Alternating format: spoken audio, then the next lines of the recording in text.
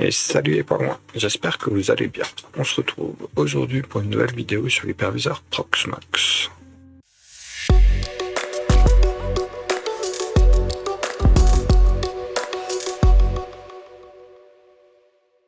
Aujourd'hui, on va laisser de côté l'interface web et on va se concentrer uniquement sur l'administration en ligne de commande. Donc, on va commencer par se connecter sur l'hyperviseur. On va quand même garder un visu sur l'interface pour voir ce qu'on est en train de trafiquer. Ok, donc on reprend le lab où on était, on a une VM en bridge, une VM en NAT, et maintenant on veut créer une nouvelle VM. Donc quelle que soit la manière dont vous avez installé votre Proxmox, vous avez à disposition les deux commandes qu'on va voir, qui sont la commande PVESM, Proxmox Virtual Environment Storage Manager, qu'on voit sa page de man, et la deuxième commande, ça va être la commande QM, qui est en fait le binaire pour gérer la machine virtuelle.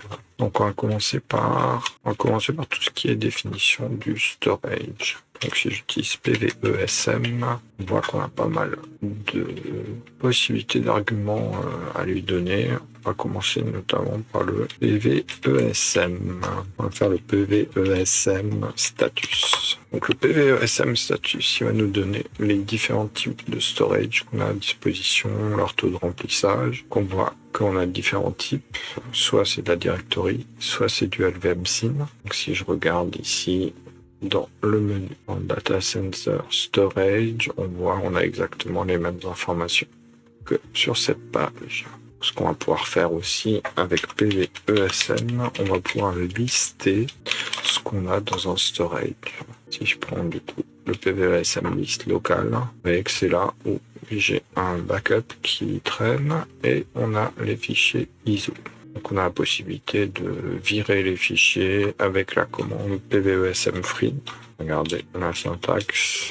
Donc PVESM free, le volume. Donc le volume, c'est à chaque fois le storage name plus la string qu'on a vu juste avant. Donc on a le storage name et le fichier où il est positionné. Vous voyez aussi qu'à chaque fois on a un répertoire backup et ISO. Et si on regarde dans notre local, on voit ici qu'on a les backups, les ISO et les templates de conteneurs. On va ensuite parler de la commande QM. Donc la commande QM, c'est pour gérer les machines virtuelles. On va faire un QM list. On voit toutes les VM qu'on a ici. On voit si elles sont running ou pas. Et nous, on va vouloir en créer une. Donc, pour créer une VM, on a deux étapes à faire. La première, c'est le create. Donc on va faire un PV create, je vais lui donner le VM ID. Ensuite, je vais lui donner la taille de la mémoire, je vais lui donner le nombre de corps, donc le vCPU, je vais lui en donner 3. Je vais lui donner le type de CPU. Alors ça c'est important. Si vous utilisez un Rocky 9 ou un Alma 9, il faut lui donner le CPU type égal à x86 64 v2 AES. Non, vous aurez un kernel panic ou boot. Donc une fois qu'on a tout ça, on va lui donner encore une carte réseau qu'on va appeler net 0. Donc c'est le même système de création. La 0 c'est la première carte réseau. Si vous voulez ajouter une autre carte réseau, c'est la net 1, etc. Donc on va définir le type de driver qu'on va utiliser, le mode de la carte réseau. Donc pour l'instant nous on veut un bridge et le nom de la carte sur lequel on va l'installer. Donc VMBR0. Notre carte réseau, on va ajouter un contrôleur SCSI. On va lui dire que c'est un CSI de type donc c'est du Virtaivo encore. CSI single. On veut lui dire le unboot à 1. C'est-à-dire quand on redémarre l'hyperviseur et la VM va démarrer, on va lui rajouter le OS type. OS type c'est un Linux de 2 à 6. Et on va lui rajouter un petit nom, on va l'appeler name, et la machine, on va l'appeler VM-CLI. Donc normalement, avec tout ça, on a créé la coquille de la VM. C'est à peu près le même cheminant que ce que vous pouvez faire directement en GUI. Donc, on valide la commande, on regarde à côté, on a bien une VM qui a été popée en hardware, je vois bien mes 4 Go, mes 3 sockets avec le CPU type, on a le contrôleur SCSI et la première carte réseau qui est branchée en bridge. Si vous voulez soutenir la chaîne, à vous abonner si ce n'est pas encore fait et à lâcher un commentaire si vous avez des questions, si vous voulez voir un point précis. Donc, nous, on continue. Une fois qu'on a créé la coquille, il y a deux choses à faire. On va faire un premier set, donc QM7, le VMID, et maintenant, on va lui dire qu'on veut charger une ISO pour pouvoir faire l'installation. Et donc l'ISO, elle est tapée dans un storage précis, donc un PVESM. Moi, je sais que j'ai mes ISO dans le storage local et je vois ici directement le pass de mon ISO. Media égale CD-ROM. Donc, on lui a rajouté le média CD-ROM. On va aller voir. Il nous voit bien en tant que média CD-ROM. Là, on est bon.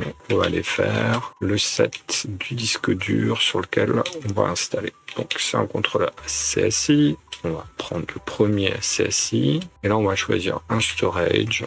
Je vais par exemple prendre sur le SSD back. On va lui donner une taille de giga par exemple. Et on va lui mettre un format en QCOW, le storage, la taille et le format. On voit qu'il nous a formaté un disque déjà et il l'a créé dans le SSD back. Si on revient directement ici, on voit qu'on a bien notre hard drive qui est positionné. Donc maintenant que c'est fait, on a une VM qui est en état. Si on récapitule, brancher les deux disques, mais il nous manque encore une étape primordiale. On va aller lui dire dans quel ordre on doit démarrer quand on allume la VM. Donc le boot, et on a un order. Alors on va lui donner SCSI 0 en premier. On va lui donner IDE 2 en deuxième. Et on va lui donner net 0 en troisième. Il m'a dit que l'update a été fait, donc ça se retrouve directement dans la section options et pas dans la section hardware. Et on retrouve ici le boot order que je lui ai donné avec le OS type et je crois le on boot qu'on retrouve ici aussi. Maintenant qu'on a fait notre petite tambouille, on va aller vérifier que tout ça démarre bien. Donc à la place d'aller appuyer sur le start, je vais lui faire un QM start 200, c'est ma VMID. Je récupère ça. Donc il veut bien nous installer. Donc le boot order c'était un disque dur en premier mais il n'y a rien dessus. Ensuite IDE, c'est bien ce qu'il nous a fait. On va lancer l'installation. On boot tranquillement.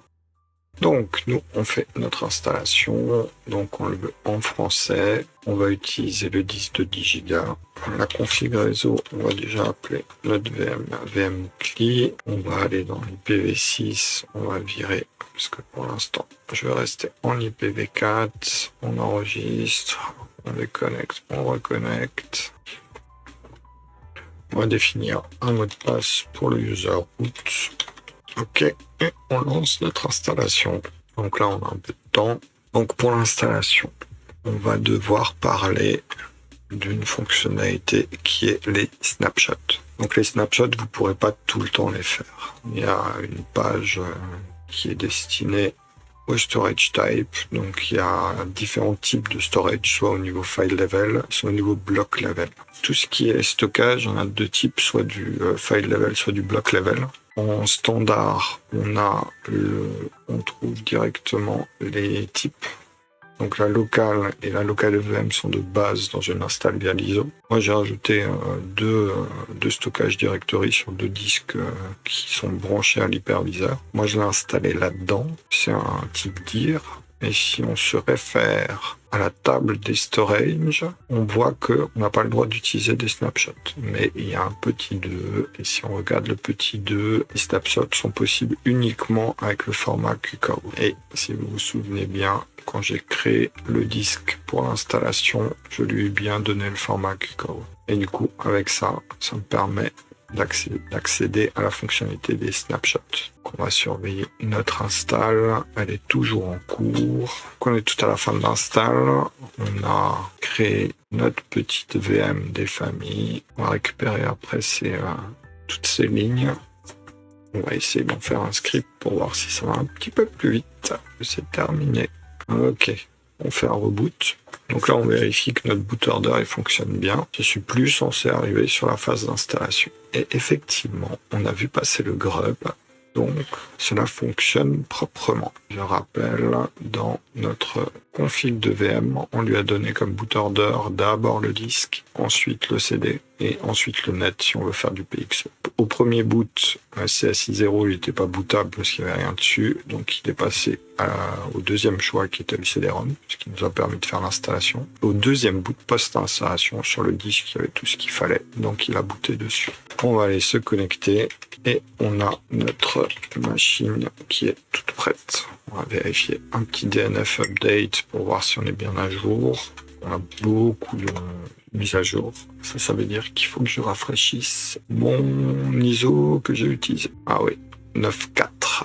Et nous, on a installé, si je regarde dans mon local, la liste de mes ISO, on est en 9.3. Du coup, ce qui explique que j'ai pas mal d'updates à faire. Le point suivant que je voulais aborder, c'était les snapshots. Et les snapshots, c'est a priori ultra important. Enfin, ultra important. Vous pouvez faire votre vie sans. Un premier mécanisme de backup qui est intégré à Proxmox. On va stocker pour le node, celui-là, quand vous êtes en cluster. On va stocker des backups de VM. Et là, il veut les stocker dans le local. Bon, moi, ça m'arrange pas. Je vais aller faire un tour dans Storage. Je vais lui dire que le SSD front l'autorise pour mettre les backups. Je retourne dans le backup. Je veux créer un nouveau job de backup. Le node spécifique, c'est l'hyperviseur sur lequel je suis. Je veux stocker mes backups dans SSD front.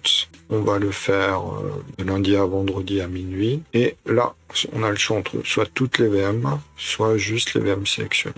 Alors comme moi ici, j'ai des templates de VM, ça m'intéresse pas. Du coup, je vais prendre que celle-là. La possibilité de faire un envoi de mail, de choisir le mode si jamais on veut arrêter la machine, faire le backup, redémarrer la machine, ou faire du snapshot, c'est-à-dire mettre la VM en pause. Et ça nous permet de faire des backups, c'est-à-dire qu'il va me prendre toute l'image, enfin toute la VM, tout le disque sur lequel on a l'installation. Et on a une autre mécanique qui est les snapshots. Et ces snapshots, au final, ça nous permet de faire un instantané pur de ce qu'on a comme data. On va faire un exemple.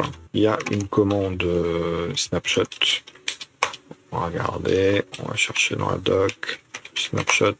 Donc on a QM snapshot. Voilà. Donc QM snapshot, on lui file un VMID, un snap name, qui est une string. On peut lui rajouter une description et on peut lui rajouter un VM state. On va s'arrêter un petit peu ici. Il y a le VM state qui peut être important. Donc on va faire un QM snapshot VM200 et on va lui dire un test snap. Il vient de snapshotter. Donc il vient de snapshotter dans SSD back. On va aller voir dans le storage. On va aller voir dans le storage directement. QM PVESM. Donc on a notre VM200 qui est ici. Et où est-ce qu'il nous a collé le snapshot? On va regarder dans SSD back, le VM disk. On a notre disque en vrai, il est là. Si je regarde dans ma VM, dans les snapshots, je viens de faire un snap ici. On va passer par ici. Donc j'ai fait un snap. Je vais créer un fichier. Donc là, il n'y a rien par le Anaconda. Je vais créer un fichier Linux dedans. Et maintenant, je vais restaurer ma VM avec mon snapshot. Je regarde l'uptime, parce que du coup, ça c'est important. Ça fait 10 minutes que ma VM tourne. Avant de la restaurer, je vais faire un QM snapshot RAM avec du coup ce qu'on a vu, VM state à 1. Ce qui va faire le VM state, en fait, il va aussi récupérer la RAM de la VM. Il vient de me mettre le snap directement dedans. Si je fais maintenant un QM list snap, donc moi je suis dans cet état. J'ai fait à 11h16 un premier snap sans la RAM et à 11h19 un deuxième snap avec la RAM. On va regarder ça ici. Si je fais un LL, je vois que mon fichier a été créé avant le premier snap sans RAM et le snap avec RAM, je l'ai pris après avoir créé le fichier. On va faire un QM rollback VM200. Donc je vais utiliser l'instantané et je vais restaurer cet état directement. Donc ici, forcément, je restaure l'état où j'avais pas la RAM avec. Ça équivaut en fait à éteindre la VM, restaurer l'état du disque et remettre ça directement en route. Il la redémarre pas. Je vais lui rajouter l'argument rollback start 1. Ça veut dire qu'il va rollbacker ce snapshot et il va démarrer la VM. On va attendre patiemment que le boot se fasse. Maintenant que le boot est en cours, je vais me loguer. Première chose, bon, comme on a un boot, il n'y a pas de surprise. Mon uptime est de 0 minutes. Et si je LL, j'ai pas le fichier Linux parce que je l'ai créé après cet instantané. Alors, j'ai pris un deuxième instantané avec la RAM et quand je fais un QM rollback, on va lui donner le deuxième état. Ici, je perds la connexion normale. Je me reconnecte et vous voyez que déjà j'ai mon fichier Linux, mais surtout, j'ai pas perdu mon uptime. Mon uptime, ça fait 11 minutes qu'il est là. Alors, le pendant, c'est que la date est pas bonne, forcément, parce que j'ai restauré une date antérieure, mais ça m'a permis de garder tous mes services up et de pas avoir de reboot de VM. Alors, ça peut être super intéressant pour revenir à un état avec l'état des services. Donc, au delta que du coup les dates sont pas bonnes, il faut resynchroniser. Mais du coup, ça permet, avant de faire une opération importante, ça permet de freezer la VM et de pouvoir revenir à cet état précis. Donc c'est quelque chose qui est assez intéressant. Je vois que celui-là est sans RAM et celui-là est avec la RAM. Donc on voit mon état qui est ici de disque et là on voit mon état avec la RAM. Donc le snapshot a embarqué la RAM, ce qui fait que si vous avez une VM avec 64 Go et qu'elle est en fonctionnement, attendez-vous à avoir 64 Go de snap, quoi. Vu que la RAM est prise, le poids du snap, c'est au final le delta du disque plus la RAM. Ça peut être assez intéressant pour des petites VM. Moi, je le fais régulièrement. Après, faut penser à virer les snaps, quoi. C'est justement le point suivant. On va faire un QM del snapshot 200 et le nom du snap. Donc, je vais virer ce premier snap. Donc, à savoir que je change pas l'état de ma VM. Ma VM, elle a un état courant, c'est tout, quoi. Et si je delete celui-là, sinon, je fais un QM list snap de 200. Je suis dans mon état current, donc il n'y a pas de snap en cours. On a fait le tour des snapshots, des rollbacks. On a fait le tour de tout ce qui est VM. Attention au backup, que vous ayez toujours suffisamment de place, voire même avoir les backups sur un disque dédié. On va faire un VM from script.sh. On va faire un historique de ce qui va nous intéresser. C'est toute cette partie-là. Shebang, min, bash, pates, VM. On va coller tout ça en vrac. On est bon ici. On va faire un peu de mise en forme. On va faire ça en multiline. Ça n'a pas changé. Core et CPU, je vais mettre sur la même ligne. La carte réseau. Les paramètres, on va les mettre sur une seule ligne. Alors, du coup, on va l'appeler VM script. Et on va remplacer tout ce qui est 200. On va écraser la VM actuelle. On va la mettre en 201. Ok. Le reste ne change pas. On a juste une ligne en trop. Ici, il faut lui dire que c'est un média CD-ROM. Le boot order est bon. On pourrait passer tout ça en paramètres. Ouais, on va le faire. Donc, on va remplacer 200, 201 par $1. Alors, on va pousser le vis un peu plus loin. On va direct faire on va faire un QM start $1. Donc, attention, il n'y a pas de sécurité sur le script, hein. On va faire un chmod 700 de VM from script. Il doit être exécutable. Donc, VM from script. Et là, je vais dire que je veux une VM qui aura le VMID 201, qui serait une copie de ce qu'on vient de faire. On voit qui me crée la VM, qui me fait les disques, qui me fait le boot order et qu'il est déjà en train de la starter. Et il nous a fait tout le boulot en une ligne de commande. Alors, on pourrait rajouter en argument les tailles de disques, etc. Mais si vous voulez commencer à automatiser tout ça, le plus simple, c'est quand même d'utiliser OpenTofu. Alors, OpenTofu, mis des exemples sur le Git. Dans OpenTofu, on pourrait retrouver sur mon compte Git, on peut voir que on a le même genre d'automatisation, mais du coup avec une stack OpenTofu qui permet de mettre à jour directement, quoi. Donc n'hésitez pas, normalement le README est suffisamment explicite pour l'installation, pour toutes les options, comme par exemple gérer automatiquement la création des noms de domaine pour pouvoir l'attacher.